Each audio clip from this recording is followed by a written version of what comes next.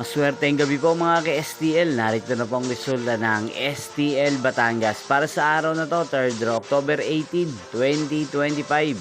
Araw ng Sabado. Naway ang mga natayahan niyo pong mga numero kanina ay manalo nawa ngayong gabing ito, 8:30 PM. Kaya't kunin niyo na po ang inyong mga ticket. Narito na po ang resulta. Ang mga numerong nanalo sa STL Batangas ngayong gabing ito, October 18, 2025, 8:30 PM. Third draw result, 16 at 26. In exact order, again, 16 at 26.